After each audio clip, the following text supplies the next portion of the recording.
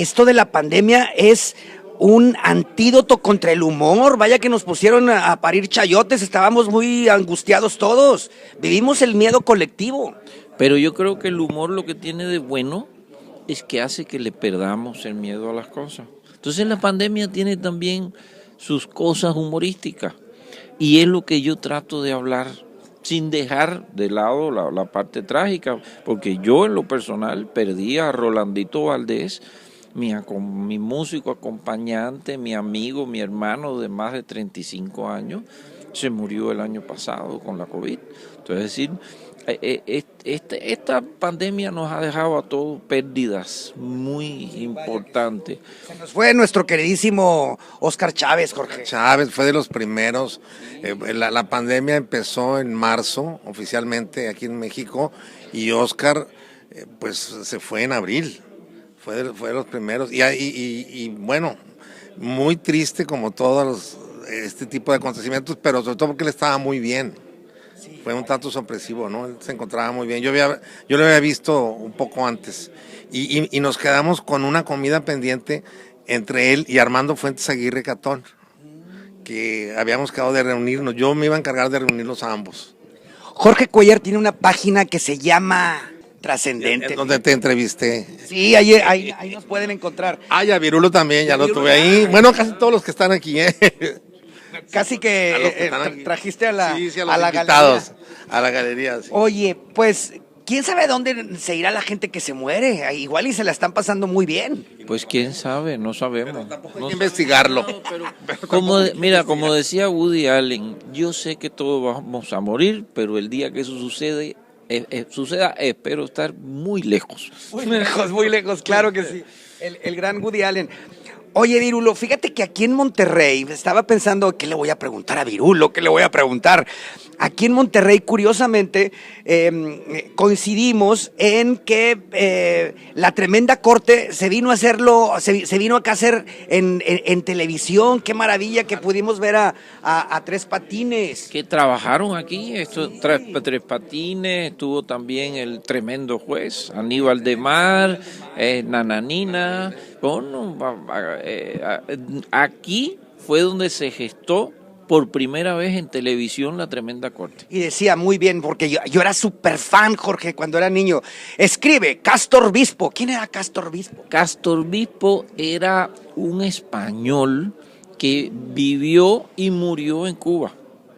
Un catalán, genial con los juegos de palabras. Porque si te pones a ver el humor de Tres Patines y de la Tremenda Corte, era un humor tremendamente ingenioso. Literario, absolutamente. Sí, nunca tuvieron groserías, nunca hicieron cosas vulgares, eran juegos de palabras y unos juegos de palabras geniales. Y Castor Bispo escribió toda la Tremenda Corte y después, bueno, él murió en La Habana, murió en Cuba, y yo creo que los cubanos y en general todos los que admiramos la Tremenda Corte le debemos un homenaje a Castor Bispo, porque detrás de esos grandes actores estaba ese genio, el genio de Castor Bispo, generando ideas y juegos de palabras maravillosos. Yo lo oía, Jorge, en la XFB, claro, antes o después de Roberto Hernández Jr., y luego lo pasaba, no sé si todavía lo esté pasando, la T Grande.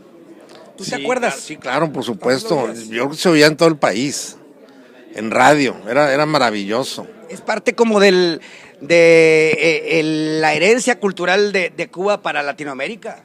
Hace aproximadamente 20 años, un poquito menos, como 15 años, tuve la suerte de poder traer a la primera Nananina. La primera Nananina, porque el proceso de la Tremenda Corte estuvo el programa de radio, y al principio, que lo hacían en teatro, había una Nananina que todavía vivía. Y la pude traer a México, e hicimos varias presentaciones, y una de esas presentaciones se hizo por el aniversario de la ciudad de Culiacán. Era impresionante ver cómo venían la señora con su mandilito de los ranchos a pedirle la bendición. ella no se lo creía. Ella me decía, ¿pero qué es esto? Y tenía una fila enorme de señoras y de gente muy grande que iban y le besaban la mano y le pedían la bendición. Porque toda esa gente creció oyendo ese programa. Y Nananina vino a México a los 80 y tantos años. Ella porque la tremenda corte que estuvo en Monterrey, ella aquí no vino, esa Nananina no, original. Esa Nananina original no vino. Es la primerita. Y después se peleó con Tres Patines, porque dice que Tres Patines era muy fresco. Se fresqueaba, no sé cuánto era. Tres Patines, más allá de la tremenda corte, ¿qué hizo? ¿Qué hacía antes? ¿Qué hizo después? Parece que era un tipo muy divertido. Ellos tenían, Aníbal de Mar y Tres Patines, ellos tenían dos personajes. Tenían el de la tremenda corte y tenían Garrido y Piñero. Garrido y Piñero eran un dúo de cómicos. Que hacían chistes y se echaban relajo entre ellos. Como el Gordo y el Flaco, como Abbott y Costello. Exactamente. Eran muy famosos en Cuba por Garrido y Piñero. Y entonces, este señor, Tres Patines, era un tipo así en la vida real. Porque además, yo creo que una de las cosas maravillosas que tenía él era de que actuaba con una naturalidad.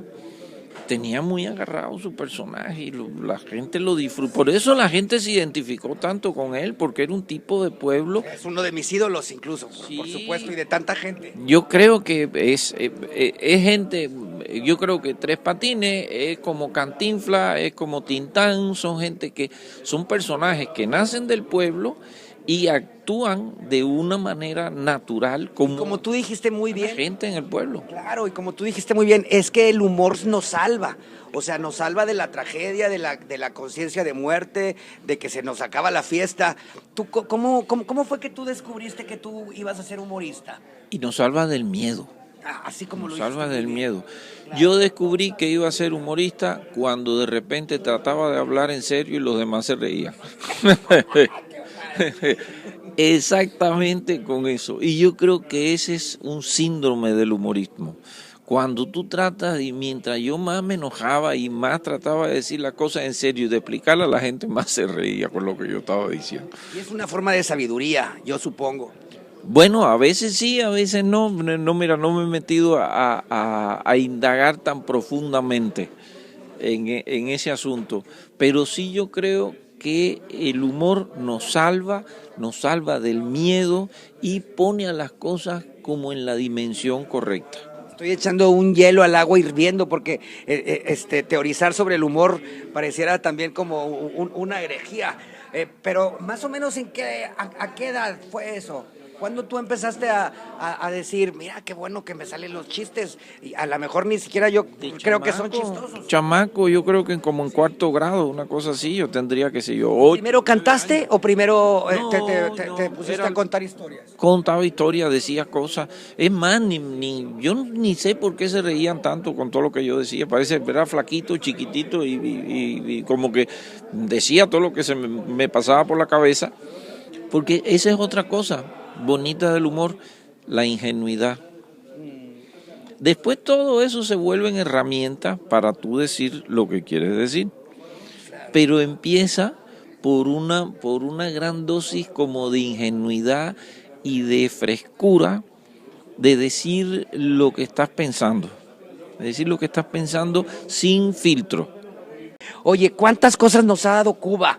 Y quiero que me digas tú justamente, me acompañes, me completes la idea en lo político, en la práctica política, en la literatura, en la teoría política, por supuesto. Claro, en la literatura, en la música, en la pintura, en todas las artes. Yo creo que Cuba, en el baile, en la danza, por supuesto. Yo creo que Cuba es un ejemplo para el mundo a partir de que logra triunfar su revolución y tener a gente como Armando Hart. Armando Hart es un personaje vital para la cultura, no solamente de Cuba, sino para la cultura de América Latina. Armando Hart es el hombre más influyente que hemos tenido en los últimos años en Latinoamérica en promoción de la cultura.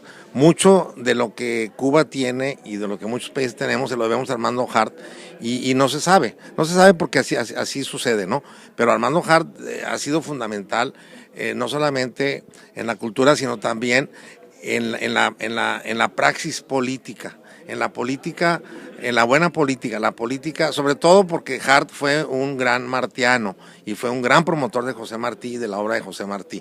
A Armando Hart le debemos que haya un premio de la UNESCO, José Martí, le debemos que haya un proyecto de solidaridad José Martí, también de la UNESCO, y le debemos que la obra de Martí haya sido reconocida por la UNESCO, la primera obra de una persona. Entre otras cosas le debemos a Armando Hart. Bueno, Jorge Cuéllar por eso es fundador y rector de la Universidad José Martí, que me supongo yo es el esfuerzo más grande en lo académico, en lo cultural en el país, en México, de hermanamiento con Cuba. Pues sí, la verdad es que sí, y eso nos ha permitido tener un gran apoyo al tener maestros cubanos que tienen una gran experiencia internacional, a tener un vínculo permanente y un intercambio, no solamente en lo académico, sino también en lo cultural en general, y hemos ido avanzando. Tenemos ahora también una sede en Mérida, que ha sido pues una labor importante. La Universidad José Martí está en Mérida. Tenemos en Mérida y estamos por abrir en Morelia. Y bueno, vamos avanzando con el apoyo de mucha gente. Sí. Silvio Rodríguez, a mí me parece, pero yo no sé mucho, ustedes saben más. A mí se me figura como los Beatles son una parte de la historia de la música, o sea, están como más arriba, ya todos los demás, igual Silvio, no se puede comparar con nadie. Con nadie. Es inventor de su propio género, ¿no? Sí, y además de eso, de una creatividad tremenda. Yo no tengo idea de cuántas canciones tiene Silvio, pero tiene miles. Yo recuerdo cuando empezamos con la Nueva Trova, que era impresionante que Silvio a la semana hacía 4, 5, 6 canciones. Y 6 canciones maravillosas, porque esa es una cosa, se puede producir mucho, pero producir mucho con calidad, pues hacía falta pues mucho corazón, mucho talento. Y además la vigencia de su pensamiento escrito y hecho obra musical, porque Silvio Rodríguez es un fenómeno un tanto inexplicable, porque Silvio Rodríguez, sin estar en la televisión comercial ni en los medios tradicionales, es un fenómeno y te llena estadios, y lo extraordinario y la vigencia es que lo siguen jóvenes. Muchos jóvenes siguen así. ¿Cómo Silvio fue trascendiendo de una generación a otra generación a otra generación? Ya la generación de jóvenes que está escuchando a Silvio en este momento es como la quinta generación de jóvenes y de gente que seguimos a Silvio durante toda su trayectoria. Es un hombre realmente un talento fuera de serie. Es como un Mozart de la música. Anda, exacto. Oye, y también hay una leyenda, hay una nebulosa alrededor de que a lo mejor es tan asediado que por eso es tan odioso, o el cerquita no. Sí, no, mira, Silvio es un hombre muy generoso y es un hombre bueno. Es un hombre, mira, yo no sé cómo sería cualquiera de nosotros si tuviera la profundidad de pensamiento y de ver la cantidad de cosas que Silvio ve y con la cantidad de cosas que carga.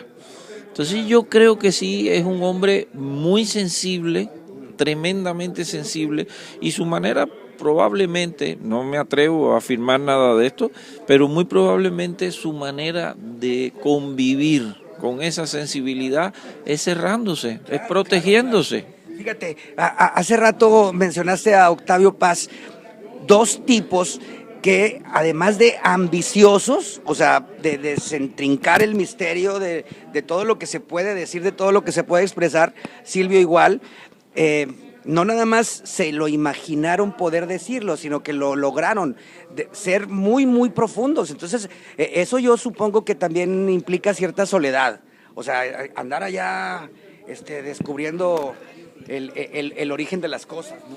Pues sí, definitivamente.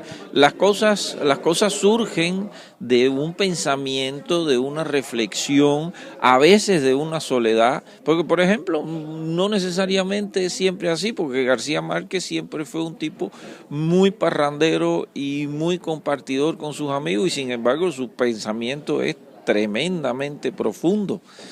Es decir, no, yo creo que eso tiene que ver más con las personalidades, con la forma de ser, con las sensibilidades y con la capacidad de lidiar con el mundo. Porque los artistas podemos contar el mundo, pero una cosa es contar el mundo y otra cosa es convivir con el mundo y lidiar con las cosas de la vida. Bien, pues para ustedes tuvimos a Virulo hablando en serio. Gracias, Jorge Cuellar. A ti, muchas gracias. Muchas gracias, compadrito. Disfruten de la universidad y